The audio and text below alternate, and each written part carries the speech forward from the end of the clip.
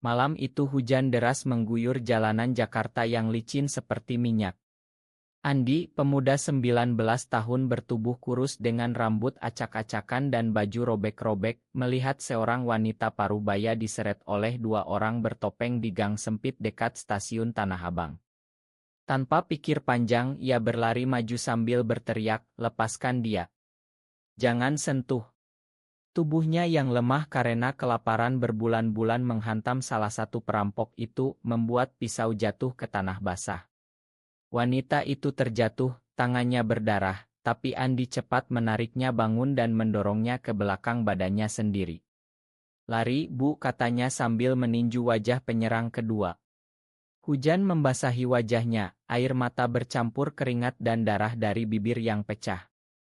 Ia tidak tahu bahwa malam ini akan mengubah segalanya. Wanita itu bernama Bu Dewi. Usianya sekitar 55 tahun, rambutnya yang biasanya rapi kini basah dan acak, tapi matanya tetap tajam meski ketakutan. Ia memegang lengan Andi erat saat mereka berlari keluar gang, meninggalkan dua perampok yang akhirnya kabur karena suara sirene polisi mendekat dari kejauhan. "Terima kasih, Nak, kamu selamatkan nyawa saya," bisik Bu Dewi dengan suara gemetar. Andi hanya menggeleng, napasnya tersengal. "Biasa aja, Bu. Saya cuma lewat." Ia sudah terbiasa hidup di jalanan selama 6 bulan terakhir, sejak keluarganya di Bandung mengusirnya setelah ketahuan berpelukan dengan teman sekolah laki-laki di belakang masjid kampung. Ayahnya yang ustad bilang, "Kamu bikin malu keluarga, keluar dari rumah ini selamanya." Ibunya hanya menangis tanpa membela. Sejak itu Andi jadi tunawisma, tidur di bawah jembatan, makan dari sisa makanan pasar, dan menyembunyikan siapa dirinya dengan rapat. Bu Dewi tidak mau dilepaskan begitu saja. Ia menarik Andi ke sebuah mobil mewah yang ternyata menunggu di ujung jalan, sopirnya sudah panik mencarinya. "Kamu ikut saya dulu, Nak. Kamu luka dan saya tidak bisa membiarkan penyelamat saya tidur di jalan." Andi ragu, tapi dingin malam dan perut kosong membuatnya mengikuti. Di dalam mobil yang hangat, ia pertama kali merasakan aroma parfum mahal bercampur bau kulit jok yang lembut. Bu Dewi memeriksa lukanya dengan hati-hati. "Nama kamu siapa?" tanya wanita itu lembut. "Andi, Bu." "Kamu dari mana?" Andi menunduk. "Dari mana-mana, saya nggak punya rumah lagi." Bu Dewi diam sejenak, matanya seolah membaca sesuatu yang lebih dalam di wajah pemuda di depannya. "Malam ini kamu tidur di hotel saya. Besok kita bicara lagi." Keesokan paginya, Andi terbangun di kamar hotel bintang 5 yang belum pernah ia bayangkan. Spray putih bersih, ac dingin dan meja sarapan penuh makanan. Bu Dewi sudah menunggu di ruang tamu suite, mengenakan baju sederhana tapi jelas mahal. "Saya tahu kamu bukan orang biasa, Andi. Ceritakan semuanya." Dengan suara pelan, Andi bercerita tentang cinta pertamanya di SMA yang berakhir dengan pengkhianatan teman yang mengadu ke orang tua. Tentang malam-malam dingin di Jakarta di mana ia harus menolak tawaran pria-pria yang melihatnya sebagai barang murah. Tentang rasa malu yang selalu mengikuti karena ia suka laki-laki, padahal di Indonesia seperti ini, hal itu seperti dosa besar. Bu Dewi mendengarkan tanpa menghakimi. "Kamu berani, Nak. Banyak orang yang lebih tua dari kamu masih menyembunyikan diri seumur hidup." Ia tidak bilang bahwa dirinya adalah pemilik salah satu grup perusahaan terbesar di Indonesia, dengan kekayaan yang bisa membeli seluruh kampung Andi. Ia hanya bilang, "Saya punya rumah kosong di pinggir kota. Kamu boleh tinggal di sana sementara, sambil cari kerja." Andi menangis diam-diam. Untuk pertama kali setelah lama, ada orang yang tidak lari saat tahu ia gay. Hari-hari berikutnya berlalu seperti mimpi. Bu Dewi membawanya ke rumah mewah di kawasan Pondok Indah, tapi ia bilang rumah itu milik saudaranya yang sedang di luar negeri. Andi diberi kamar sendiri, baju baru, dan bahkan ponsel. Ia mulai bekerja sebagai kurir kecil di salah satu perusahaan Bu Dewi, tanpa tahu pemilik sebenarnya. Setiap malam ia berpikir tentang dirinya. Apakah ia pantas bahagia? Apakah suatu hari ada laki-laki yang bisa mencintainya tanpa takut? Rasa kesepian masih menggerogoti, tapi setidaknya sekarang ada atap di atas kepala. Bu Dewi sering datang, membawa makanan dan bertanya tentang masa lalunya. Andi mulai merasa ada ikatan aneh, seperti ibu yang hilang. Tapi ia tidak tahu bahwa Bu Dewi menyimpan rahasia besar. Ia pernah punya anak laki-laki yang gay, yang bunuh diri karena tekanan keluarga 5 tahun lalu. Dan sekarang melihat Andi, ia melihat kesempatan untuk menebus dosa itu. Seminggu kemudian, Andi sudah mulai terbiasa dengan kehidupan baru. Pagi hari ia mengantar paket dengan motor pinjaman, sore hari belajar membaca buku yang diberikan Bu Dewi tentang psikologi dan penerimaan diri. Malamnya ia duduk di teras rumah besar itu, memandang lampu-lampu Jakarta yang berkelap-kelip. Rasa bersalah masih ada, ia merasa seperti pengemis yang tiba-tiba dapat istana. Bu Dewi terlalu baik, gumamnya sendiri. Suatu sore Bu Dewi datang bersama seorang pemuda sesianya. Ini Rea, anak teman saya. Dia kuliah di UI jurusan psikologi. Mungkin kalian bisa berteman. Rea tinggi, kulit sawo matang, senyumnya hangat dan mata hitamnya seolah bisa melihat ke dalam jiwa orang. Andi langsung merasa jantungnya berdegup kencang. Ia belum pernah bertemu laki-laki sebegitu menarik yang tidak langsung menjauh saat tahu orientasinya. Rea ternyata juga punya cerita sendiri. Ia closeted gay, keluarganya kaya dan sangat konservatif, ayahnya pengusaha minyak yang sering ceramah tentang nilai-nilai agama. Mereka bertemu hampir setiap akhir pekan di rumah Bu Dewi. Rea mengajak Andi jalan-jalan ke Monas malam hari, duduk di rumput sambil bercerita tentang tekanan menjadi laki-laki normal. Aku capek pura-pura, Andi. Tapi kalau keluar, keluarga aku bisa hancurkan hidup aku. Andi mengangguk, merasakan ikatan yang sama. Untuk pertama kali, ia merasa ada orang yang benar-benar mengerti. Suatu malam, saat hujan lagi turun, Rea memegang tangan Andi di bawah payung. Kamu beda, Andi. Kamu berani hidup apa adanya meski susah. Andi merona, tapi langsung menarik tangan. Jangan, Rea, aku nggak mau kamu ikut susah karena aku. Sementara itu, Bu Dewi mulai menjalankan rencananya secara pelan. Ia mendatarkan Andi ke kursus bahasa Inggris dan komputer malam hari, membayar semuanya diam-diam. Ia juga memperkenalkan Andi ke komunitas pemuda di bawah yayasan yang ia dirikan, tanpa bilang ia pemiliknya. Di sana Andi bertemu banyak pemuda gay lain yang mengalami hal sama, diusir, dibully, bahkan ada yang mencoba bunuh diri. Andi mulai merasa tujuannya hidup bukan hanya bertahan, tapi mungkin membantu orang lain. Tapi kegembiraan itu tidak bertahan lama. Suatu hari, teman lama dari Bandung yang kebetulan pindah ke Jakarta melihat Andi di jalan. Namanya Dika, dulu teman SMA yang pernah mengkhianatinya. Dika sekarang kerja di perusahaan kecil, dan ia langsung nyebar gosip di grup Walama, Andi gay masih hidup enak di Jakarta, katanya sama orang kaya. Berita itu sampai ke telinga keluarga Andi. Ayahnya menelepon, suaranya marah, kamu bikin malu kami terus. Jangan pernah pulang. Andi menangis di kamar, merasa dunia runtuh lagi. Rea datang malam itu, memeluknya tanpa kata. Kamu nggak sendirian lagi. Bu Dewi tahu semuanya. Ia duduk bersama Andi di ruang tamu, memegang tangannya. Nak, hidup ini penuh pilihan. Kamu sudah selamatkan saya, sekarang ingin saya selamatkan kamu. Andi tidak tahu bahwa selamatkan itu berarti rencana besar. Bu Dewi ingin Andi menjadi pengelola yayasan baru untuk pemuda tunawisma. Tapi ia masih menyembunyikan identitas miliardernya.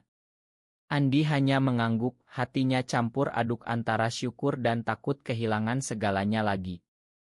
Bulan ketiga tinggal bersama, Andi sudah berubah banyak. Ia sekarang punya pekerjaan tetap sebagai asisten di sebuah klinik konseling yang didanai Bu Dewi. Rea semakin dekat, mereka sering menghabiskan waktu di kai kecil di Kemang berbicara tentang mimpi. Rea ingin menjadi psikolog yang membantu komunitas gay. Andi ingin suatu hari punya rumah sendiri dan tidak takut lagi. Suatu malam di atap rumah Bu Dewi, Rea mencium Andi untuk pertama kali. Ciuman itu lembut, penuh keraguan tapi juga harapan. "Aku cinta kamu apa adanya," bisik Rea. Andi menangis bahagia, tapi besok paginya ia panik. "Kalau keluarga kamu tahu, mereka bisa hancurkan kita berdua." Rea menggeleng. "Kita hadapi bareng."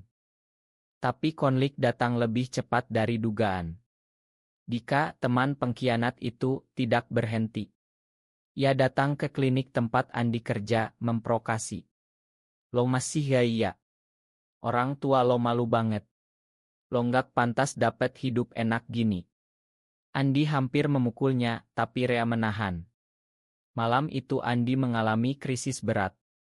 Ia duduk sendirian di kamar, memandang foto keluarganya yang lama. "Apa aku memang kutukan?" Bu Dewi masuk, membawa teh hangat. "Andi, dulu saya punya anak laki-laki. Namanya juga mirip kamu. Dia gay dan saya gagal melindunginya. Dia pergi selamanya karena saya terlalu takut melawan suami saya saat itu." Untuk pertama kali Bu Dewi cerita sedikit. Andi terkejut tapi merasa lebih dekat. "Jadi bu saya seperti pengganti." Bu Dewi tersenyum sedih. "Kamu lebih dari itu. Kamu kesempatan saya untuk benar." Rea dan Andi mulai merencanakan masa depan kecil. Mereka ingin buka kai khusus komunitas yang aman. Tapi tekanan masyarakat semakin kuat. Di kampus Rea, ada kelompok mahasiswa konservatif yang mulai curiga dengan kedekatan mereka. Suatu hari, foto mereka berdua berpelukan bocor di media sosial kampus. Rea dipanggil ayahnya, diancam diputus biaya kuliah. Andi merasa bersalah besar. "Ini karena kamu sebaiknya jauh dari aku." Rea menolak. "Kita sudah janji bareng." Bu Dewi diam-diam campur tangan, menelepon ayah Rea dan bicara panjang lebar. Tidak ada yang tahu apa yang ia katakan, tapi ancaman itu mereda sementara. Andi mulai curiga bahwa Bu Dewi bukan orang biasa. Di tengah itu semua, Andi menemukan kekuatan baru. Ia mulai berbicara di grup dukungan, cerita pengalamannya. Banyak pemuda yang terinspirasi. Satu di antaranya, pemuda 17 tahun bernama Rio yang baru diusir orang tua, bilang, "Bang Andi, lo bikin aku berani." Andi tersenyum, merasa hidupnya punya arti. Tapi badai besar masih menunggu. Puncak krisis datang saat ulang tahun Bu Dewi. Ia mengadakan pesta kecil di rumah, mengundang Andi dan Rea. Tapi ayah Rea datang tiba-tiba, marah besar. "Kamu rusak anak saya," teriaknya pada Andi di depan semua tamu. Andi berdiri diam, tangannya gemetar. Rea maju melindungi. "Ayah, aku yang pilih ini. Aku gay dan aku cinta Andi." Ruangan hening. Bu Dewi berdiri, suaranya tenang tapi tegas. "Cukup. Ini rumah saya dan Andi adalah keluarga saya sekarang." Ayah Rea pergi dengan ancaman. Malam itu Andi menangis di pelukan Rea. "Aku takut kehilangan kamu." Rea mencium keningnya. "Kita lebih kuat dari ini." Bu Dewi akhirnya mengungkap sebagian rahasianya. Ia ajak Andi ke kantor pusat perusahaannya di Sudirman. "Saya bukan orang biasa, Nak. Saya pemilik grup ini." Andi terpana melihat gedung tinggi dan karyawan yang menghormati Bu Dewi. "Kenapa Bu sembunyikan dari saya?" "Karena saya ingin kamu percaya bahwa kamu layak dibantu bukan karena uang, tapi karena siapa kamu." Bu Dewi tunjukkan rencana besar, yayasan baru bernama Harapan Andi untuk pemuda tunawisma, dengan Andi sebagai pengelola muda. Andi menangis haru. Tapi ia juga merasa takut tanggung jawab itu terlalu besar. Sementara itu hubungan Andi dan Rea diuji lagi. Rea mendapat tawaran beasiswa ke Singapura untuk kuliah psikologi, tapi ia harus tinggal di sana 2 tahun. Aku nggak mau pergi kalau kamu nggak ikut, kata Rea. Andi ragu. Kamu harus ambil kesempatan itu. Aku di sini dulu bangun yayasan. Mereka bertengkar untuk pertama kali, penuh air mata dan ketakutan ditinggal. Andi merasa seperti dulu lagi ditolak. Tapi ia belajar bahwa cinta sejati kadang berarti melepaskan. Di saat yang sama, keluarga asli Andi datang ke Jakarta setelah tahu ia kaya. Ayahnya minta maaf setengah hati, tapi sebenarnya minta uang. Andi menolak dengan tegas. Kalian usir aku karena aku gay. Sekarang aku bangun hidup sendiri tanpa kalian. Itu adalah momen pelepasan terbesar baginya. Ia akhirnya memakan diri sendiri. Andi mulai bekerja keras di yayasan. Ia rekrut pemuda-pemuda seperti Rio, beri mereka tempat tinggal, konseling, dan pelatihan kerja. Rea pergi ke Singapura dengan berat hati, tapi mereka ideal setiap hari. Jarak membuat cinta mereka semakin kuat. Suatu hari, ada krisis di yayasan, salah satu anak asuh dibully di sekolah karena orientasinya, hampir bunuh diri. Andi datang ke sekolah itu, bicara dengan kepala sekolah dan orang tua anak itu. Anak Anda layak dicintai apa adanya. Kata-katanya viral di media lokal, membuat Bu Dewi bangga. Tapi juga mendatangkan ancaman dari kelompok garis keras. Andi mendapat surat ancaman, rumahnya digeraiti. Ia takut, tapi Rea bilang dari jauh, kamu pahlawan sekarang, sayang. Bu Dewi sakit ringan karena stres, dan Andi merawatnya seperti anak kandung. Di ranjang rumah sakit, Bu Dewi bilang, Andi, kamu sudah lebih dari sekadar penebusan dosa saya. Kamu anak saya sekarang. Andi memeluknya. Saat itu ia sadar, keluarga bukan darah, tapi pilihan.